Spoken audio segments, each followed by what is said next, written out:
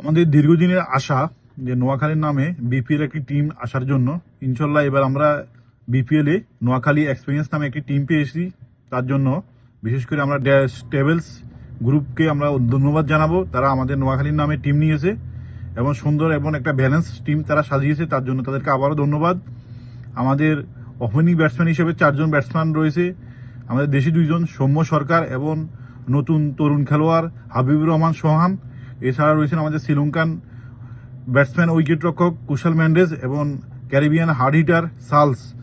এদের থেকে আমার মনে হয় ওপেনিং বাংলাদেশের হাবিবুর রহমান সোহান ও কুশল মেন্ডেজকে ওপেনিং করালে 1 রাউন্ডে সৌম্য সরকার এবং 2 রাউন্ডে যে সালসকে নামালে, এছাড়া আমাদের লাস্ট সময়ে হার্ড হিটার ব্যাটসম্যান বর্তমান যদিও সে ফর্মে নাই, জাকের আলী অনেক, সে একজন অসাধারণ ব্যাটসম্যান।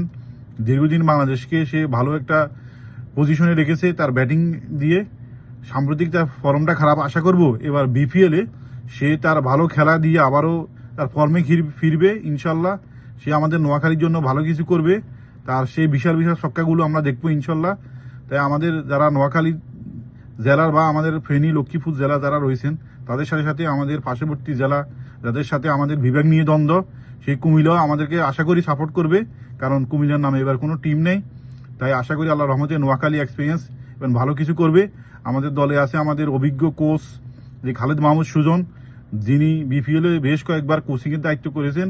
এছাড়া সে আবাহানী লিমিটেডের দীর্ঘদিনের কোচ এবং আবাহানীকে বেশ কয়েকটি শিরোপা তার মাধ্যমে জয়যুক্ত হয়েছে, যে আমরা তার গুড একটা কোচিং পাবো ইনশাল্লাহ।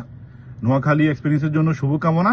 আশা করি এবার বিপিএল এ প্রথমবার এসে আমরা ঝড় তুলবো ইনশাল্লাহ। এর সাথে ড্যাশ টেবলসকে ধন্যবাদ, তারা আমাদের নোয়াখালী নামে টিম কেনার জন্য। ধন্যবাদ সকলকে।